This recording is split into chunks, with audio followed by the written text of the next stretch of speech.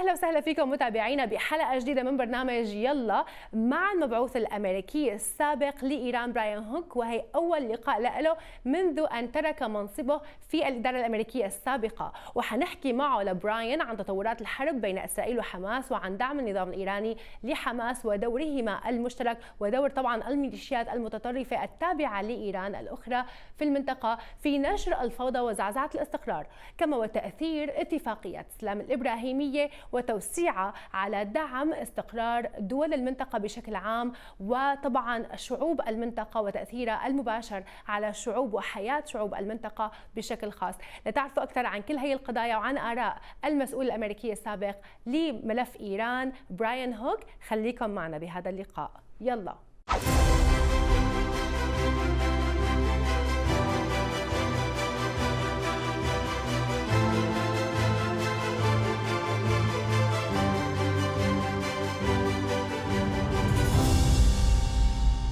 It's great to see you again, Brian. You too.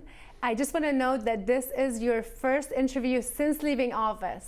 Yes. So it's an honor to have you on the Yalla show. Thank you. I wanted to ask you about your reflections since the terrorist attack by Hamas against Israel on October 7th and now the Israel-Hamas war. Well, we've had some time to think over the last 2 months. It's been 2 months since October 7th, roughly. And I think Israel is in the process of creating a new security architecture in the region. There has been a cycle that's been in place since about 2008, around the time when Hamas comes to power. And the cycle goes something like this. Hamas targets some Israeli civilians. Israel responds. There are civilian casualties. There's international pressure for Israel to stop. Hamas licks its wounds. They regroup. They use a lot of the aid to continue prosecuting the war against Israel, and then it starts over. That's been the cycle. I think Israel is now ending that cycle. The northern part of Gaza is going to become a buffer for Israel. I think the north is going to be essentially a no-go zone for money and weapons from Iran. And I think that this war is going to go on for considerably longer than a lot of the mainstream media would have you believe.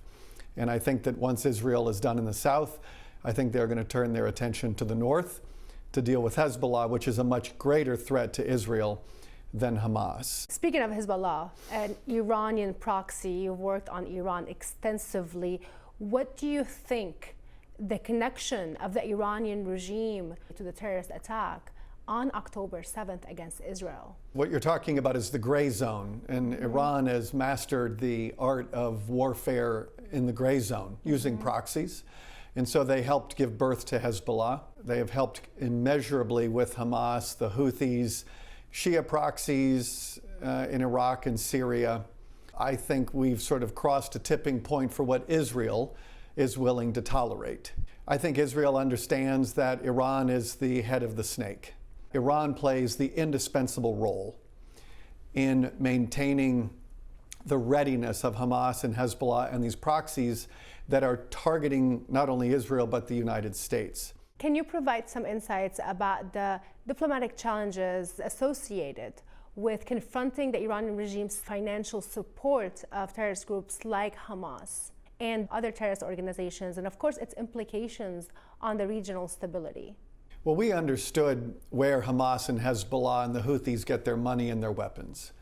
And so once you understand that, if you don't take meaningful action against the source of that, you're really not dealing with the fundamental driver of the instability. You have to go after the Iranian banks, you have to sanction the oil, petrochem, industrial metals, precious metals, and you need to dry up Iranian financing for all of these terrorist organizations around the Middle East. From a counterterrorism perspective, what are the measures that should be taken to stop the ability for the Iranian regime to support groups like Hamas and other terrorist organizations? I think first you have to deal with the Iranian proxy attacks against U.S. targets in Iraq and Syria. I think in the last 2 months there have been almost 100 attacks, and it's not enough for the United States to respond by blowing up an empty building in Iraq or Syria. You're going to have to do something more meaningful.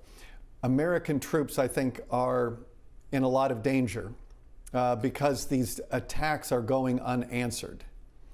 And so the United States does need to deter Iran. I don't think anybody could credibly argue that we are in the process of deterring Iranian aggression through its proxies. When we came to office, we announced publicly that we would not make a distinction between Iran, the Iranian regime, and its proxies, that it organizes, trains, and equips. And this administration seems to allow Iran to continue this fiction, that the proxies are at arm's length. So I think that for the sake of the safety of our troops, we need to deter Iran. I think we also need to enforce the oil sanctions. We have to enforce the banking sanctions. Those are I would say, the three sort of fundamental things that have to be done if you are going to promote peace in the Middle East. Will Israel have to eventually deal with the head of the octopus, which is the Iranian regime? Israel will probably need the help of the United States to do that. I think there are some things they can do alone, but I would think if they're going to actually get to the fundamental problems of the terrorist groups that are on Israel's borders, I think they're probably going to need to work with the United States very closely. Israel now is in a different place than they ever have been. This is the first significant war since 1972 that Israel has fought. And when it's over, the region is going to look different than it does today. What does the day after look like after Israel decimates Hamas? Who will be in charge? I'm a little skeptical about what the day after looks like because I don't know if there will be an official day after. I know that some people would like to be able to turn Gaza over to President Abbas and the Palestinian Authority. I don't think the Israelis think that President Abbas is the adequate solution to the security problem. It can't be Hamas. I don't think any international group, including UN peacekeepers, are going to want to take on that assignment. And I know of no Arab government that wants to come in and administer it. So this is why I think that Israel is going to end up being in some ways stuck with the North. And I don't know if there's going to be a day after. Is the two-state solution still viable in your opinion? It's probably too early to say. I think the answer to that question will probably be known at the end of the combat operations in Israel. As I said, I'm not sure when that is or if there's going to be an official day where it's over, because I think that Israel is going to continue to administer the security in the north because they said never again. I'm not even sure the Israelis know what the future looks like when they have decided that they've achieved their security objectives, right? There'll be some transition to the political piece, but I don't know what that is. On the two-state solution, you're really only going to have a sense of that when the political transition occurs. Now, I don't know what they're going to transition to, but for as long as combat operations are ongoing, I don't think there's going to be a lot of discussion about a two-state solution in Israel. I want to go back to Iran. There's been non-stop protests after the killing of Mahsa Amini by the Iranian regime more than a year ago. The Women Life Freedom movement started in Iran. How do you see those ongoing protests, and are they more significant in your opinion? I admire the courage and the bravery of so many Iranian women who have risked their lives and have given their lives in the name of freedom. And I think these movements have galvanized a lot of international support. When I was in office, we were putting out statements on a daily basis, showing our solidarity with the Iranian people. As I've said, and I think President Trump has said, the longest suffering victims of the Iranian regime are its own people. I strongly support them. I supported them when I was in office. I've been following all the sort of the things that they've been doing since the time I've left office, and it's inspiring. There's a lot of speculation that the attacks on Israel were also in a way connected to that fear from terrorist organizations and the Iranian regime that the peace between Israel and its neighbors is growing, and there were some talks that were happening between Israel and Saudi Arabia. Do you see that there was that connection, and where do you see the momentum going in terms of broadening the Abraham Accords? Well, thank you for mentioning the Abraham Accords. It was an exciting time to be a public servant. We were able to do 4 peace agreements in 5 months. Historical. Yeah, and it's true. You know, the Saudis and the United States and Israel were in intensive negotiations. I applaud the Biden administration for what they did to try to promote those negotiations, and I think they had made a lot of progress toward a deal that would have been a treaty sent to the United States Senate for approval that would have, I think, been a real setback for Iran and its proxies, and the regime knows this. And so, you know, the old saying, the enemy gets a vote, and the enemy got a vote on October 7th when Hamas attacked Israel. And I think that has been an enormous setback for the region, and it has been a setback for peace, unfortunately. And I don't know if we're going to get the Abraham Accords back on track.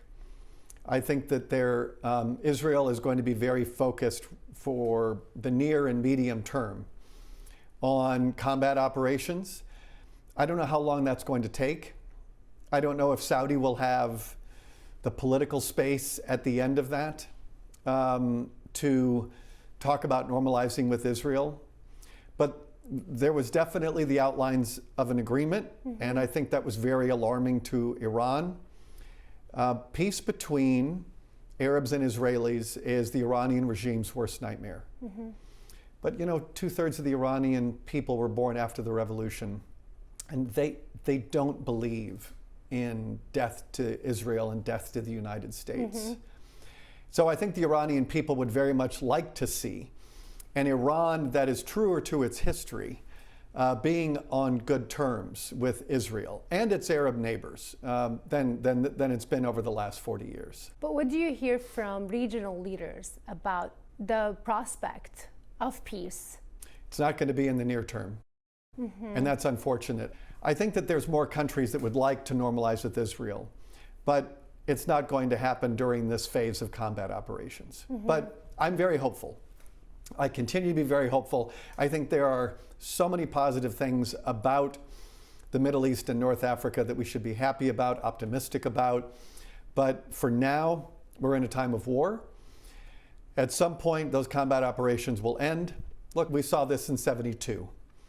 And you had a war then, and within a few years you had a peace agreement between Egypt and Israel.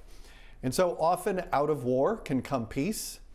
I don't know quite what that looks like, but I'm hopeful that at the end of this, the broader trend of greater ties between the Arab world and the Israelis is going to continue. I'm glad you're talking about hope, because Yalla focuses on positive news and hopeful news. What are you hopeful about for the future of the Middle East North Africa region?